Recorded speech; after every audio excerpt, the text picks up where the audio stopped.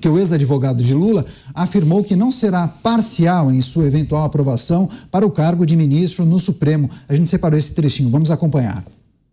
A certeza de que eu, uma vez nomeado e aprovado por esta casa, vou me guiar exclusivamente pela Constituição e pelas leis, sem qualquer tipo de subordinação a quem quer que seja. Um ministro do Supremo Tribunal Federal só pode estar subordinado à Constituição da República. Então, eu me sinto absolutamente na condição de exercer esse honroso cargo, de atuar com imparcialidade. A questão da imparcialidade, para mim, ela é fundamental e é um elemento estruturante da própria justiça. Então, uma vez tendo o meu nome acolhido por este Senado da República, irei cumprir a Constituição e as leis. Agora, reeditando o encontro ocorrido em julgamento da Operação Lava Jato, o senador Sérgio Moro questionou se Zanin atuaria em eventuais ações contra Lula, já que o defendeu e o defensor aproveitou para alfinetar o parlamentar e o ex-juiz. Vamos acompanhar.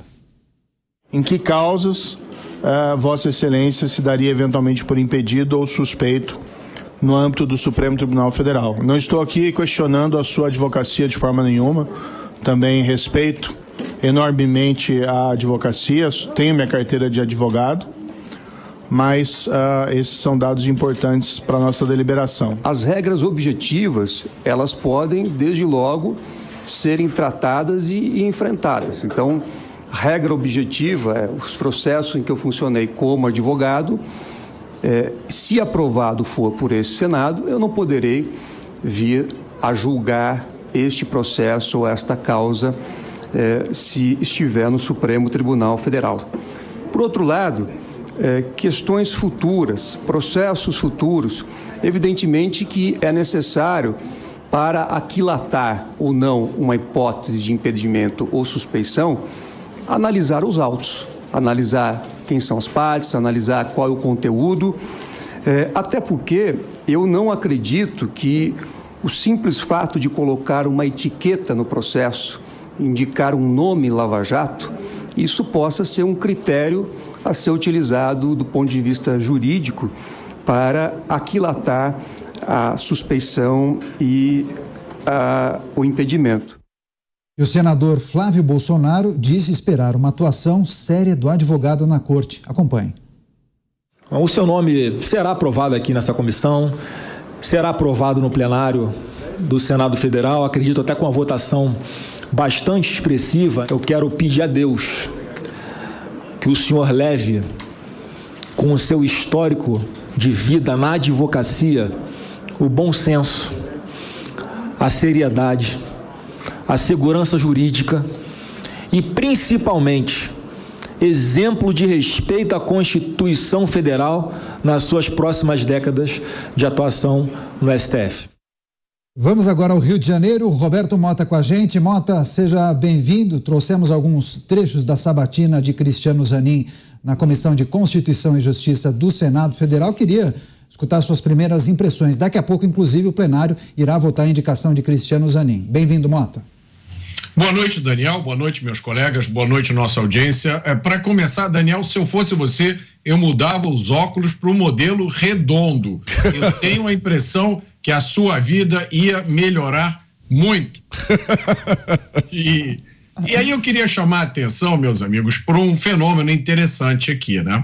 Essa indicação, vamos lembrar, há algum tempo atrás, ela era considerada inaceitável e absurda. Depois passou a ser improvável.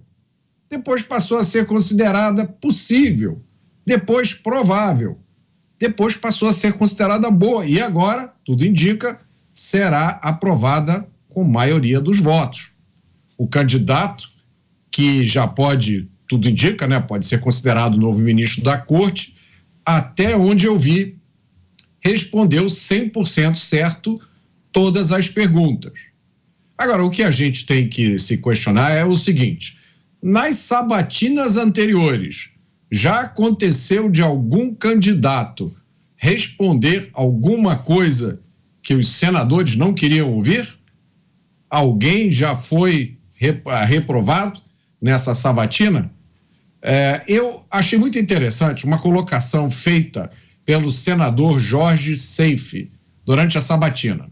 Ele disse que os eleitores dele têm uma preocupação que não tem a ver exatamente com a figura do indicado, mas sim com o contexto em que acontece essa indicação.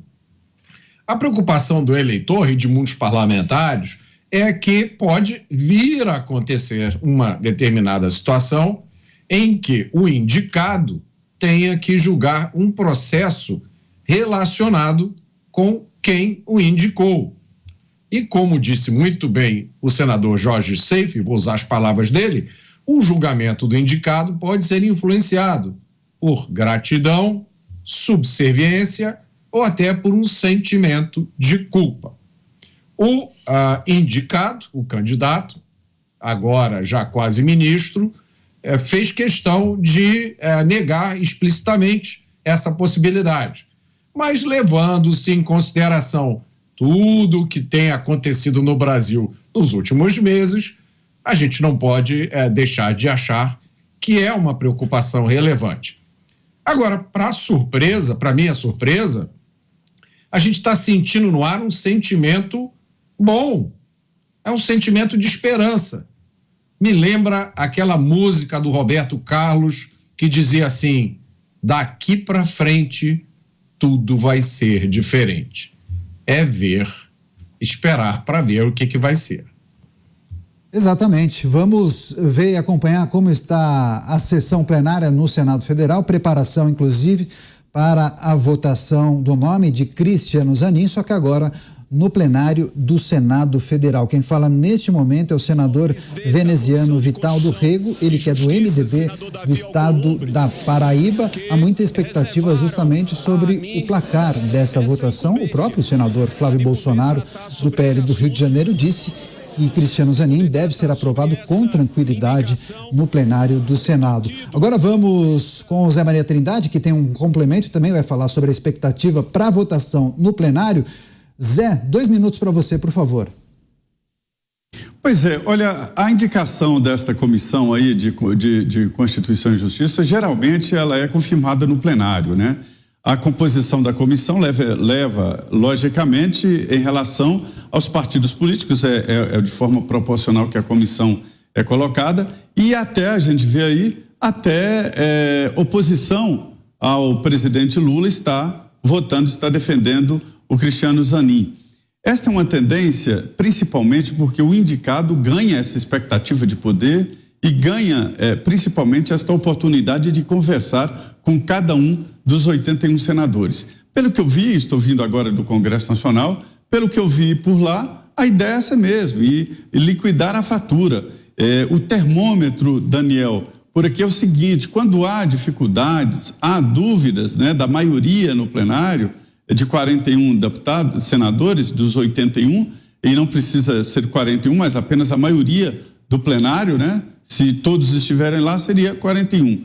E a expectativa é essa mesmo, de que ele será aprovado e por uma boa margem de votos, ele conseguiu convencer a história de que será um ministro do Supremo Tribunal Federal com olhar de proteção aos senadores.